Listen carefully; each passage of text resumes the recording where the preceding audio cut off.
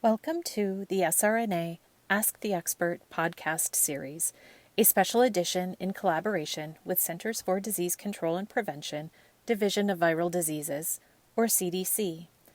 SRNA, or Siegel Rare Neuroimmune Association, is a nonprofit focused on support, education, and research of rare neuroimmune disorders. You can learn more about us on our website at wearesrna.org.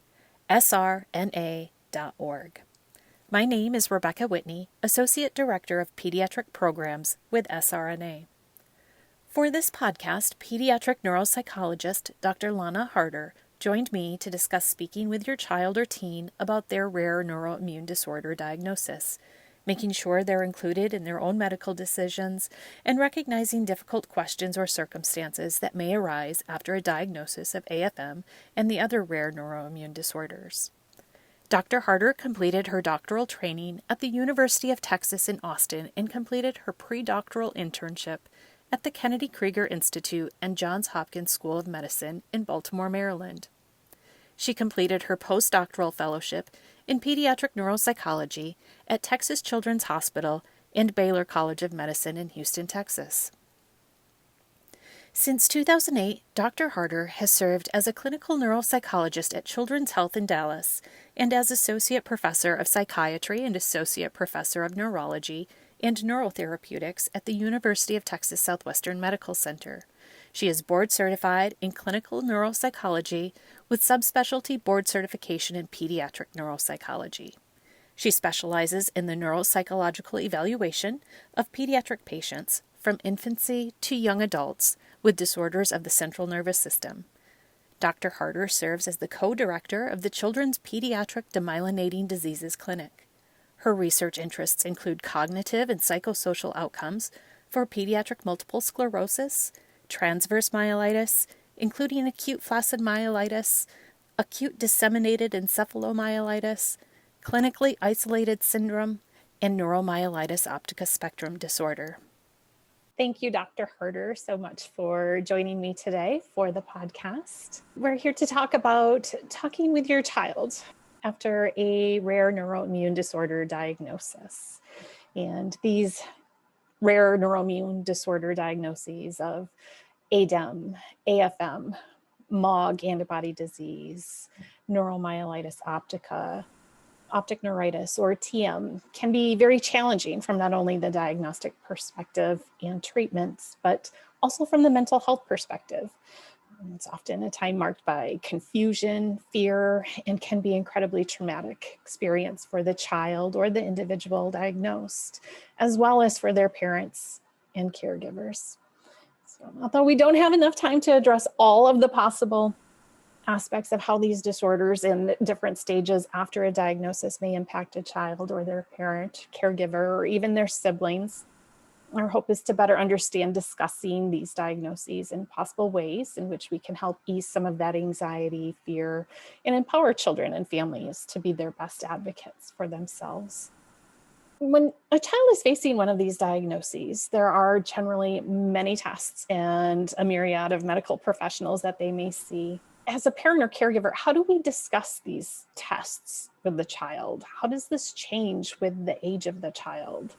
Can we start with those questions? Sure. Yes. And thank you so much for having me. As you know, this is a topic near and dear to my heart and something that I have learned so much about from our community, the patients and families. I have the privilege to serve at Children's Health as well as the community with SRNA. So I am so excited to be here to talk about these things. As it relates to all of the tests and appointments, those things, I think so much does depend on the age of the child that we're talking about. That would really shape the way that we would discuss these things with them. Also understanding, and I would say importantly, their developmental level, which may not be the same as their age level. So that would give us our first step as far as thinking about what to talk about. I do think in general, it's important to keep, an open and honest stance as we share with kids what's going on. I think it's so important for any of us to understand what's happening, what to expect. That may take a little legwork from parents to get that information ahead of time in order to prepare their child.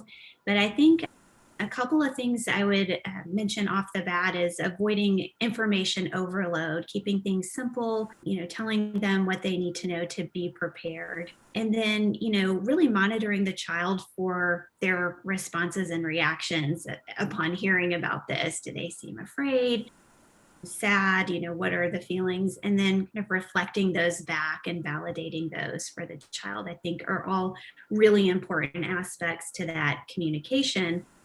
Some examples might be if a child is going in, to have a blood draw, which is not fun for anyone, right? But thinking about, ways to describe this to a younger child, or, you could get more sophisticated if the child is older or teen, but, saying we're going in to do this so the doctors can learn more about you and the best ways to help you. And I think those are just some general thoughts that I have in thinking about how to talk about those tests. Okay, thank you so much. And you mentioned a bit about not necessarily getting into too much detail. How do you know when, especially for some of these tests or some of the treatments, they can be incredibly invasive, thinking of things like plasma exchange, if that's something that's to be used? How do you explain something that is going to be painful? How do you advocate for that and prep them for that experience so that it's not as traumatic as it could potentially be? Yes, I think that's a great question. And I can tell you at Children's, and I think as healthcare providers, we are very aware of, and it's important to us for everyone involved to understand what's happening, what we're going to do, what the plan is, how long is it going to take, when will we be finished, all of those important questions. So I think that as parents and caregivers, we can make sure that that information is available, even by calling the care team ahead of time to get detailed information about what to expect. A lot of times clinics will provide that, or hospitals provide that ahead of time. And then in the moment, it's a great modeling of advocacy that the parent can do, that eventually the child will be responsible for as they age, very likely, is asking questions and saying, if you would just let me know step by step what's happening. There are things that we have in the way of tools to alleviate pain, of course. I think, again, going back to needle procedures, there's a cream we can use to numb the skin, and that is usually available to patients, but sometimes it's important that parents ask for that, or they need to ask for that. So that would be something to be aware of. Other things would be tools to distract the child, to watch an enjoyable video or a movie or something during the procedure, something to take their mind off of it. Distraction is a powerful tool for any of us going through something difficult, since the mind can only focus on one thing at a time. Mm-hmm. And then I think having something to look forward to when this is over. So what are we going to do right after this, or what can we look forward to? If that's some type of treat or activity, I think can kind of help power through that situation. So those are some of the tools we've used in pediatric settings when facing a difficult or challenging procedure. Okay. And how do we, as parents, ensure that the child themselves, regardless of their age, or, taking into consideration what is age appropriate, how do we ensure that they're involved in asking their questions, making sure that their specific concerns are addressed? If they, might be fearful of asking those questions, or if they're older and think that, well, maybe that's not a good question. How do we as parents make sure that they, in their specific questions, because they're likely going to be different than what we as parents think of, how do we make sure that they're being answered and addressed by the physicians? Yeah. So making sure they're part of that conversation. And I do think this becomes increasingly important with age, but is really important, from the beginning too. A few things prior to the procedure, doctor's visit, talking to your child about what's going to happen, what questions they might be able to share with you right then and there. And you can say, you can tell me your questions and I can ask those of the doctor, or we can have you practice asking. We can write down the questions ahead of time. Some kids aren't going to have any questions that they can come up with in that moment. Maybe the questions come later during the visit or after the visit. So I think it's an opportunity to check in, to collect those questions from the child, and then even encourage them in the moment to ask the questions directly. I noticed that pediatric providers are pretty good, pretty skilled at addressing the child directly in developmentally appropriate language and trying to elicit that information from them. So I think it's hard because sometimes visits can feel rushed or there's a lot going on. But I think kind of slowing things down as a parent to say, I'd like to see if Johnny has any questions before we proceed, or telling your child ahead of time, if you think of something, just you can lean over and tell me, and I can kind of serve as the advocate. But increasingly over time, encouraging them to use their own voice, I think, is really critical. Okay. And do we have any knowledge through research or clinical experience that if by allowing that child to have a say in their medical care from the beginning, or even while they're younger, if it's helpful to them as they continue to grow up with having to continue treatments that might be related to their diagnosis or ongoing therapies? Is there anything that we can look to for additional answers there as encouragement to continue as parents to make sure that child's voice is heard? Yes, thank you for this question. I think it's so critical to think about this idea of transition to adulthood and transition to adult care. That's what I think of as I hear your question. We know that for our patients with these rare conditions, that many of them are going to be managing this for long term and beyond the teen years. So absolutely, we believe that by engaging with providers in their visits, that they are getting a lot out of this, that is setting them up to be more independent in the management of a complex medical problem. And I can give you an example of some research data we have from our clinic, and what we looked at across it was a group of teens that were undergoing transition of care planning, which we began at age 13 or 14. So we start that process then. And I want to emphasize the word process. This doesn't happen when someone turns 18. We start, as they're becoming teenagers, and work with them on a whole host of things to prepare them. And this relates to refilling prescriptions, making your own doctor's appointments, knowledge of your specific disorder, understanding symptoms, understanding when to call for help, if that's your primary care physician, your neurologist, or even for emergency care. So it's very involved, and it spans a number of years in our clinic. What we found in our research is when we looked at how ready a teen was to transition to an adult provider, so we call that their readiness, we found that readiness had a strong association with the knowledge that the teen had of their disorder. So the more they knew about their condition, the better prepared or the more ready they were to make that transition. And I thought that was very validating to see in the data. And it tells us that by having them engaged in those visits is so very important, because at each and every visit, there's an opportunity to learn more about their condition and how to manage it. Excellent. Thank you so much.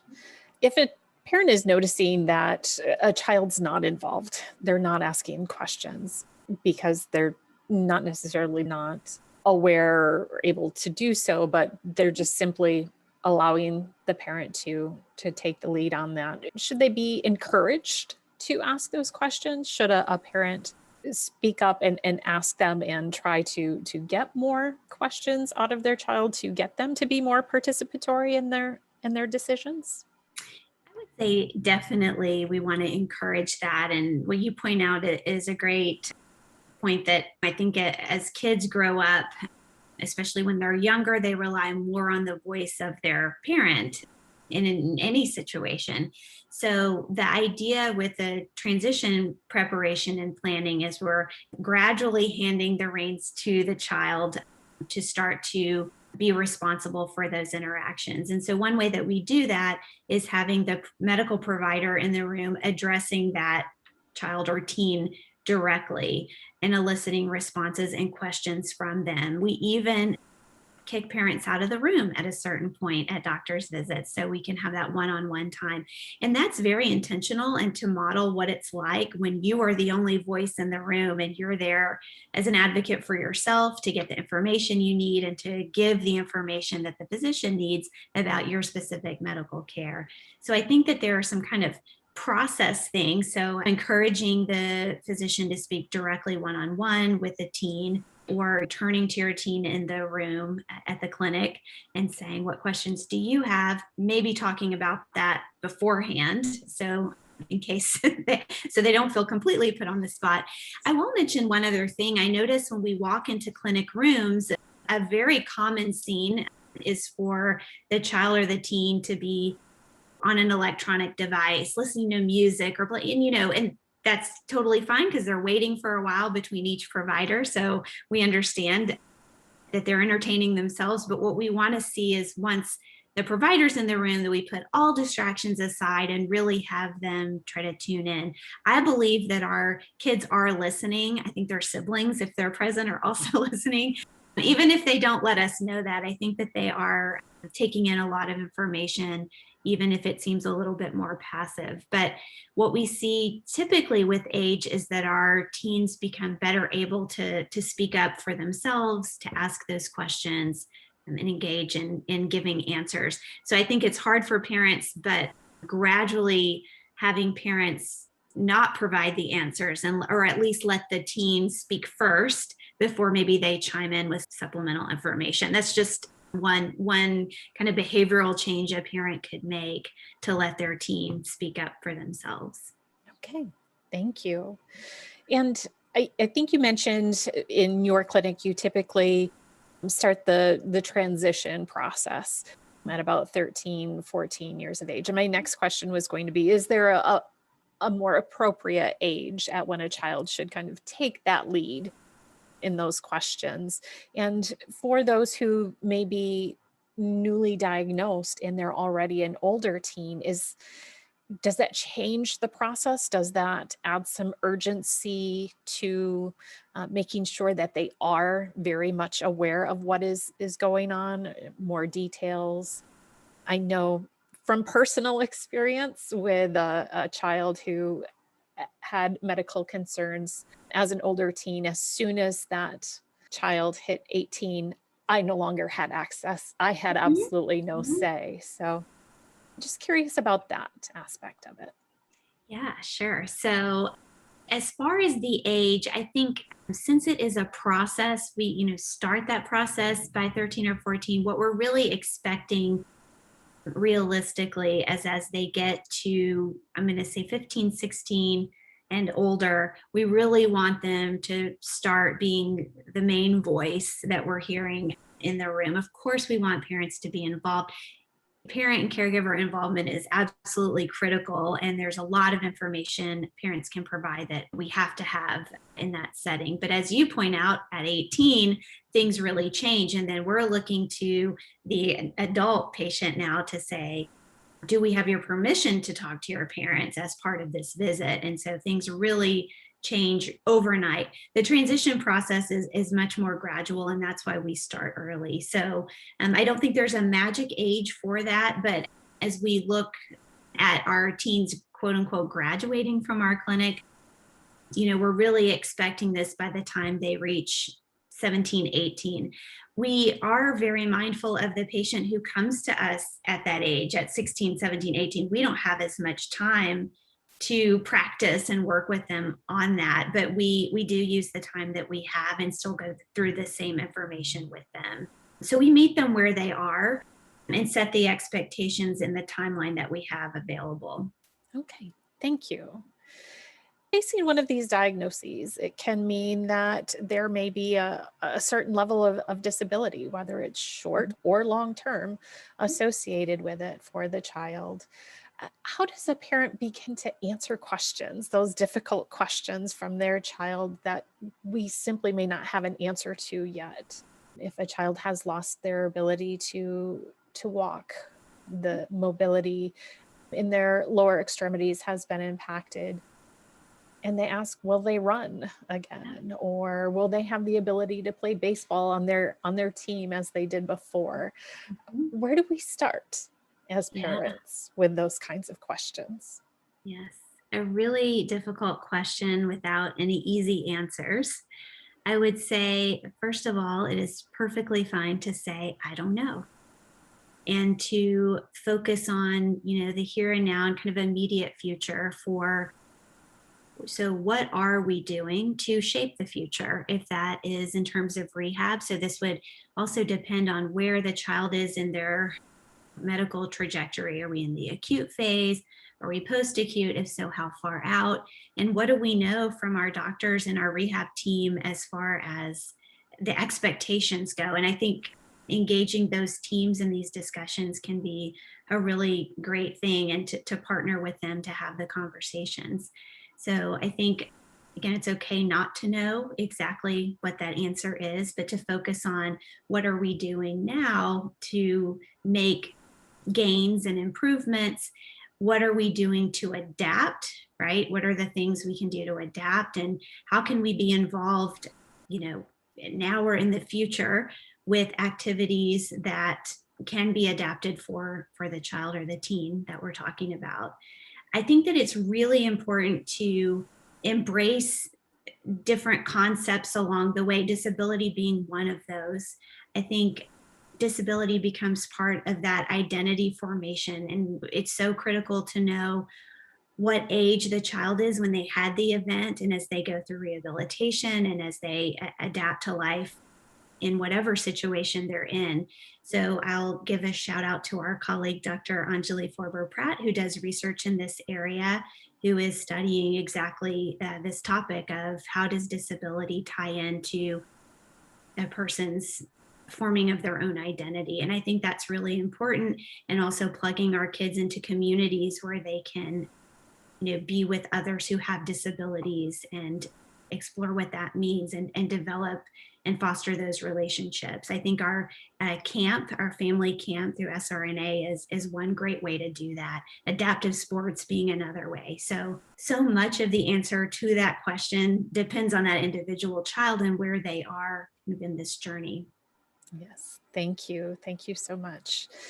How about addressing what the future may or may not hold when it comes to different aspects of managing symptoms or concerns that are a result of their diagnosis? So perhaps understanding possible surgeries for acute flaccid myelitis. There may be the possibility of nerve transfer, nerve decompression surgeries, thinking of like transverse myelitis. In some of the others where spasticity is an issue, a baclofen pump, or in many of them, if there's muscle weakness and a scoliosis sets in, having to go through those kinds of surgeries. How do you talk about those far enough in advance without inciting fear or anxiety about that future, but also giving a sense of some preparedness for those possibilities? When do Yeah, you bring it up? Do you bring right, it up? right. Also an excellent question without clear, easy answers. And I should emphasize, throughout this conversation, there is never going to be a one size fits all to, any scenario. And we know that. I think this goes back a little bit to the idea of avoiding information overload when we were talking about preparing for different procedures. So as parents, as caregivers, medical providers, it's our job to anticipate the future and anticipate sometimes just this exhaustive list of scenarios, possible surgeries, possible procedures that might be needed. And we need to be informed, and we need to know what's a few steps down the road. I don't know that that's always going to be the most productive or helpful for our kids who are, maybe if they're in the acute phase or even post acute. So that information overload could actually be counterproductive. And I think you mentioned, how do we not worry them unnecessarily, I guess, but also how do we keep them from being surprised if something comes up down the road? And I think this is where kind of that reassurance from the parents, the the care team of, we're going to go down this road with you every step of the way. Things may emerge, a problem may come up, you may notice spasticity increases. We've got tools for that, and we're going to tell you what those are, and we're going to pick the best one for you so we can address that. There are any number of scenarios that could come up, but we're going to take each one of those, and it's about pacing, right? Addressing things as they come up and being honest. I'm not suggesting that we hide anything from anyone, but that we may not need to lay out everything all at once. But I do think pacing to have the conversations, especially as we see that there may be a realistic need to pursue a certain treatment, surgery, whatever the case may be. Okay, thank you. And obviously, emotions for both the child, the individual diagnosed, and the parent or caregiver may run the gamut during a critical time of initial acute diagnosis, or when you're facing a hospitalization that's treating something related to the diagnosis. Are all of these emotions okay? Are they normal? Is there a typical pattern that you see with these kinds of diagnoses, or is it normal for it to be a very roller coaster type of situation? Right. Yeah. And there's no playbook for any of this, right? I think the variability is probably the norm, right? And that our patients and families are kind of riding through this in all kinds of different ways, depending on their own life experience, their own coping strategies, and what exactly is going on at any given point in the process. So it's, where do you catch them in that snapshot in time, and what does that look like for them? So that's not the most satisfying answer, because we can't really say that there's one expected thing. But I think the term that's been used as roller coaster, I think that's absolutely right, and something that we see understandably. There's so much going on, and there's the acute phase when there's just so many things happening just to manage the hospitalization and all of the things that are going on. And really, there's not even a time, or psychologically, it often wouldn't even be appropriate to be able to process these things and accept them in a way that you could process them. So people have compared this to, stages of grief, where there's kind of that shock at the beginning and moving through all the way toward increasing hope and having some acceptance around all of the changes that have taken place. So it's complicated. I know that when we're in our clinic, our goal is to meet that family and that patient exactly where they are. And sometimes those are different places. Children can really amaze us with their resilience, and so can parents for that matter. But there are just a lot of things that are going on and going into all of this. And it also depends on the child's age and developmental stage, and who they were before all of this. They're still the same person, but maybe before they could have had anxiety or depression, or none of that at all.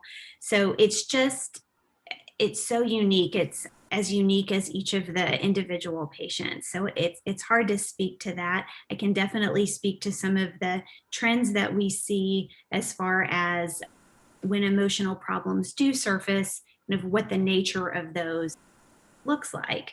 And so for our patients with these rare conditions, we tend to see more often than not that these are internalizing type symptoms. So that might look like symptoms of depression, symptoms of anxiety. These may or may not reach a clinical threshold where we would call it an anxiety disorder or a depressive disorder. But we do often see that there is a kind of elevation of these symptoms that can kind of come up throughout, could come up here and there, not over any clear trajectory. So we are always screening for that, looking out for those things. I think in some of our younger kids, we may see more behavioral disturbance. So more symptoms of aggression, kind of acting out, maybe more hyperactivity, depending on the situation. So those are all things we have on our radar as we evaluate our children in clinic. Okay, thank you. And as you're processing, whether you're in the midst of the acute setting when you're first discovering this diagnosis, or even down the road, how much of your own emotion as the parent or caregiver is it okay to allow your child, the one who you're supporting, to see it?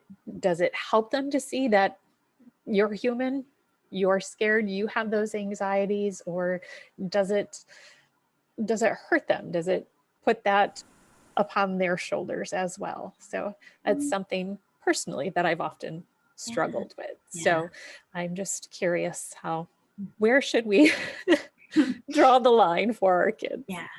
Yeah. Also, not an easy question, and that this doesn't have a clear or definite answer, because, we can go back to the variables we've said before that are important here. As you mentioned, as the parent, the caregiver, you're supporting that child. We have said throughout this conversation, it's important to be honest. We want to be authentic with our family members when we're going through something. I think a little bit about that information overload. We want to find a balance there. I think it's very reasonable to articulate and name the emotions that you're feeling, and in that way letting them kind of see, if you're reflecting back their feelings, that I can see that you're afraid, or I can see that you're sad, and mom and dad feel that way too, or just kind of naming it, reflecting it back, and validating those feelings that they're having. I think all really incredibly important to do. You mentioned something about putting it on their shoulders. And so I think it's always good to just be mindful of how you know your child, and their management of the situation, and kind of using your judgment around how much or how little to say in that moment. I think parents are the experts on their kids. They know them better than anyone else. And so being able to kind of judge in those moments what is helpful to say, or what we might save to have in a later conversation. Thank you. So for some of these disorders, there may be ongoing immunosuppression treatments or medications that may be recommended to prevent additional attacks or worsening of symptoms. For most of the disorders, physical therapy has been shown to be of assistance in recovery and restoration of function. And for AFM and TM, sometimes surgical interventions are a part of the recovery process, or options that may otherwise offer restored function. We talked about it a little bit earlier, but how does a parent or caregiver ensure that the child continues to have a voice in those options that may exist for their disorder, like the nerve transfers, or the baclofen pump, or a limb lengthening surgery? And what happens if the parent and child disagree about the necessity, or even the desire to, quote unquote, fix an issue that one may identify? Yeah, this is a big one. And this is really important to consider. I think, well, first of all, this notion of fixing a problem, or identifying and addressing a problem, I think it's really important to understand what that means to each person involved in the conversation. So for the child or adolescent themselves who has the condition and who is looking at this intervention, for the parents, what it means to them, there will surely be disagreements, difference of perspectives over time. It's important to respect the child's autonomy here. This is their body that we're talking about. And so I think one of the most important tools and steps to take would be to engage the care team, the physician, the people who are expert on these interventions, to really sit and take the time to provide information to the parents along with the teen. I think it's so important for everybody to be in the room together, hearing the same information, and weighing those pros and cons, the risks and benefits, to come to a decision, whatever that might be. And it may be that there's not always agreement there, but I think going through the steps to get the information needed to make an informed decision is really, the best that we can all do when looking at these questions. Okay, thank you. I know it can be a very difficult one, especially as one may be developing their disability identity. That's right. And making sure that they are comfortable and Mhm. confident in who they are as a person. Yes, So, absolutely. anxiety and depression, we Mhm. mentioned them briefly before, but they're both mental health issues that can impact someone at any age and exist outside of a rare disorder diagnosis. So, what information or research exists about these two concerns in particular for children or teens facing specifically one of the rare neuroimmune disorders? Yeah. So the most information we have in these CNS demyelinating disorders would be in our pediatric multiple sclerosis literature. And so we know that at least we would say about a third of those kids will struggle with some type of typically internalizing condition, like related to anxiety, adjustment, depression. When we look at that data for our kids with these rare conditions we've been discussing today, we can see that there is probably a slightly higher risk for these things compared to what we might see in a general population. And again, those symptoms tend to be around anxiety or depression. So those are the ones we're really on alert for, really looking for symptoms that we might suggest that parents keep an eye out for. Along the lines of depression, of course, would be if there was increased sadness, changes in sleep or appetite.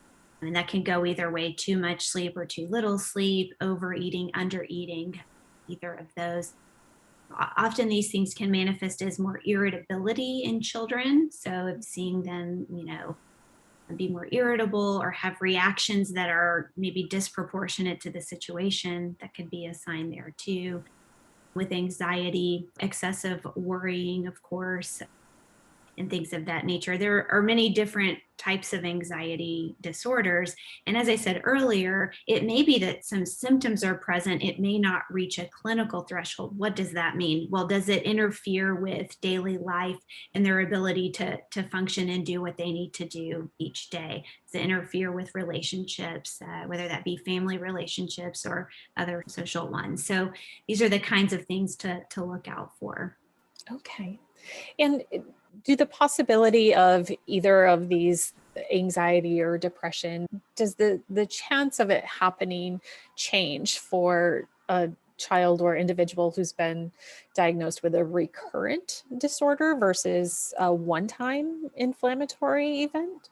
Yeah, that's a great question. I don't know that we have the clearest answer from the literature, but what it makes me think of is some of the data we do have in MS, and this has typically been done in adult populations. So multiple sclerosis being a brain-based disorder with inflammation that is recurrent. We can see that inflammation in the brain can actually underlie depression symptoms. So from a biological perspective, the risk goes up based on the inflammation. So if we were to translate that to the conditions we're talking about, potentially there could be something there that, to my knowledge, that research hasn't been done explicitly, but it makes me wonder as a clinician and a researcher if that same risk wouldn't be present for our kids with recurrent disorders. Okay. And so it kind of leads to the next question for those who've experienced like an encephalitis or lesions in the brain versus those who may have only had lesions or inflammation in the gray or white matter of the spinal cord. Yeah. Is there differences there for those? So theoretically, that brain-based involvement could create a higher risk, kind of like we're talking about with a disorder like MS. That being said, when we've looked at our data on transverse myelitis, which is restricted to the spinal cord, we have seen elevations in depressive symptoms in about a third of those patients. So it's hard to say for sure. I think that would be an excellent research study, an excellent place to investigate. Okay. Thank you. And how long after a diagnosis can these potential concerns present themselves? Is it a matter of, it's within weeks of learning of a diagnosis, or is it something that can come about months or even years after the diagnosis? Yeah, I'll answer this in two different ways. From a research perspective, I don't think we know the answer to that question. From a clinical perspective, working with patients over the last 12 years and being in a clinic that long, following patients that long, I've been able to really watch them through development and see changes over time. I would say I don't see a hard and fast rule or a trend for that matter. I can see these things pop up at different times. And as you pointed out earlier, with or without one of these medical conditions, any of us could experience an anxiety disorder or depression. So it's hard sometimes to tease those things apart to know, would this person be experiencing depression 5 years later at age 16 if they hadn't had this medical event? It's just very hard to tease that apart. But the good news is that we, as clinicians, are on the lookout for all of these things and have really effective research-based tools to address them. Okay, thank you. And another question that has come up is, can one of these diagnoses, AFM, TM, NMO, etc., can they impact learning or cognition? And does that make a difference if it's one that is generally restricted to inflammation or lesions in the brain versus just in the spinal cord?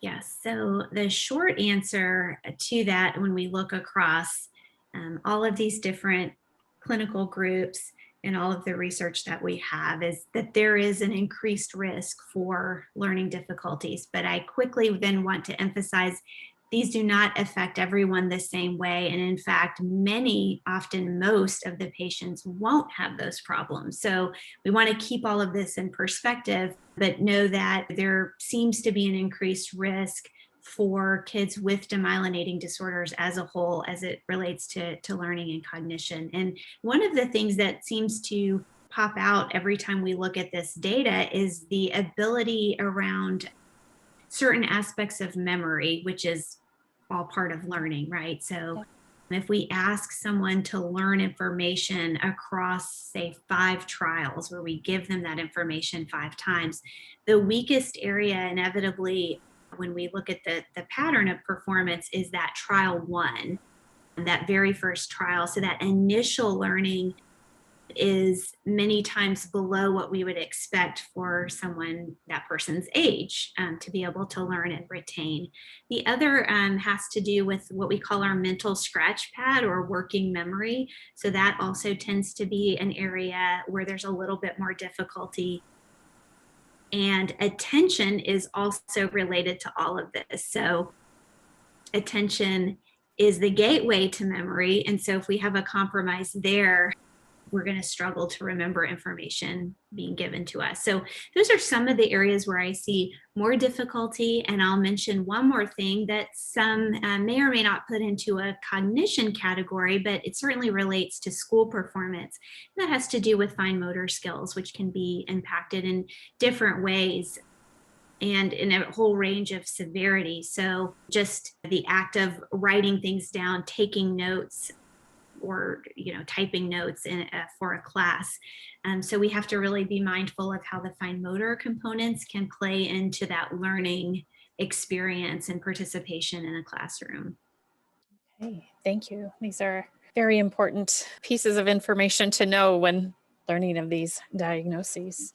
Are there signs or anything for learning concerns that parents should be aware of? Should we be putting in place educational plans, accommodations with schools and teachers from the get-go? Also, when would a parent caregiver start talking about seeking assistance from a neuropsychologist or a licensed therapist to help address these concerns? Do we do that from the very beginning or as we go along? Yeah, so I appreciate all of these questions. I will say in Dallas, in our outpatient clinic, so this is post-acute phase, but we might be pretty newly diagnosed, pretty newly stepping down from inpatient. We take a pretty proactive approach where all of our patients will see me as the neuropsychologist to do a screening evaluation. So we want to look for all these things we've been talking about, inclusive of cognitive issues, learning issues, as well as those emotional symptoms we talked about. So we're looking kind of across the board to see, are there any signs of any difficulty even from the very beginning? So I tend to take that approach of just being proactive and wanting to look at this for everyone. It's not always feasible, and different clinics have things set up in different ways. I would mention one thing: if someone is kind of in that post-acute phase on steroids, we would wait for a period for steroids to leave the system before doing any formal testing, simply because we know steroids can impact things like memory and even emotional states. So we just want to have all that cleared out before we move down the road on a more standardized assessment, because we don't want to have to explain if we saw changes or problems that, oh, this could be related to steroids. So I'll just mention that piece of it. Signs and things to look for: we certainly want to know about school performance. We can see grades change, or there's difficulty participating. I mean, going back to the point of engaging the patient in the whole process, I ask them, what's hard about school? Where do you struggle? And if I have trouble eliciting that information, I'll start to get into real specifics. Do you ever run out of time when you're taking a test? Do you ever have trouble getting everything down as your teacher is lecturing? There are ways to get at that information. So we want to understand and not make assumptions about how a condition affects someone. We want to understand for that particular individual, how does this show up for you, say in a classroom? So looking for school-related difficulties, changes as it relates to engaging socially or with family members, or even around the house. If they're asked to do a couple things, 2 or 3 step thing, and they are unable to complete that without a reminder. So I would emphasize relative change. If previously they were able to do one thing, but now they're having more trouble, and it seems to stem from a cognitive place of they're not able to pay attention to me long enough to hear it, they can't remember what I'm asking them to do, those would be examples. So I would say if those things start to come up, what we would call like functional difficulties in daily life, that would be a time to possibly seek a referral for some testing, assessment with a neuropsychologist. Okay, thank you. And if these symptoms and these changes occur years out from a diagnosis, how important is it to consider their rare neuroimmune diagnosis that they may have had years prior when they're seeking assistance from a neuropsychologist or a therapist? How would an individual go about seeking that information and making sure it is part of it? And should they make sure it is part of addressing whatever concerns they've realized? I would say 100% absolutely. That is a critical piece of information. When we complete a neuropsychological evaluation on anyone for any reason with any medical problem, we want to go back to the beginning. We want to know about pregnancy, the gestational period, birth, their weight at birth, how they were as an infant. I mean, we start at the very, very beginning. So having a demyelinating event, an inflammatory event on the central nervous system, is very relevant, even if it's 5-10 years later. And from a neuropsychological perspective, we want to know when that happened. Did it happen when they were an infant? Was it during a certain critical period of development? If that might be, let's say, around age 3 when they're developing language and it affected the brain. How did that change their development after that point? I mean, those are really important pieces of a puzzle. Maybe they experienced it preteen or teen years. All of those things are really important for us to understand, because that moment in time can affect the trajectory. And we talked about identity development earlier. Those are things that help us understand that person in the most complete way that we can, to see where they are present day, to find out what their strengths are, and to leverage those to address any challenges that they're facing at that time. So I would say that's highly relevant, and to always include that information. Okay, good to know. Thank you. I know that we're coming to the end of our hour here, and any one of these questions or topics, I feel like we could do a much deeper dive into, completely separate from this podcast. But is there anything else that you want to make sure is addressed? Any advice, any information that you want to make sure is put out to our community, whether it's for the kids or the individuals who are being diagnosed with these rare disorders, or for the parents or caregivers themselves who are supporting and managing this disorder alongside of their child. Yes. So I could talk for hours in response to that prompt, but I'll try to keep it contained. One thing we haven't talked about as much that I think plays a really big role for our patients has to do with fatigue and sleep. And so those are things, if we have significant fatigue, that can mimic, a depression, that can show up as mental fogginess. We might think they have an attention deficit disorder. Getting a handle on understanding fatigue, the role that it's playing, ends up being so critically important for then also understanding coping, mood adjustment, and cognition, and their ability to focus and participate at school. So that is something that requires careful assessment by their care team. A neuropsychologist is well positioned to do that, to kind of try to disentangle that from all the other things we've talked about today, and sort of figure out what is what there. The other thing is, if sleep is not where it should be in terms of the quantity and quality, all bets are off. None of us are expected to cope or think clearly if we haven't slept well. And so I know that seems like a very basic thing, but we know that sleep disturbance can be part of this picture and can be with or without these rare conditions. So I really want to emphasize those things. I think that we can get a big bang for our buck on intervening when it comes to fatigue and sleep, and often those go hand in hand. So that can just have a powerful effect on the rest of life and quality of life. So I wanted to say that. And then the other thing I would mention too, for our patients, for our caregivers, for the siblings of our patients, who or a group I have had the privilege to get to know through our camp programming over, a decade now, I think. There is a community out there and people that can talk to you about this. And even though we said every situation is unique, there are overlapping challenges, and there's a place to share those stories. I know this is what SRNA is all about.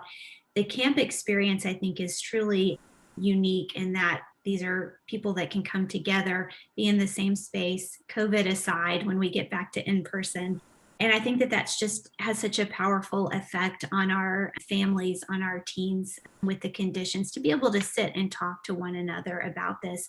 And I'll say one more thing, a big theme of this has been, how do we engage our teens in their care and talking to their providers and being, having that voice, being able to become an advocate. I was running a teen group at camp, and we decided to bring in a physician, Dr. Kyle, just to Q&A with him. And we were just going to do this for a few minutes at the beginning and then move on to our other activities. We kept Dr. Kyle the entire time. We went overtime.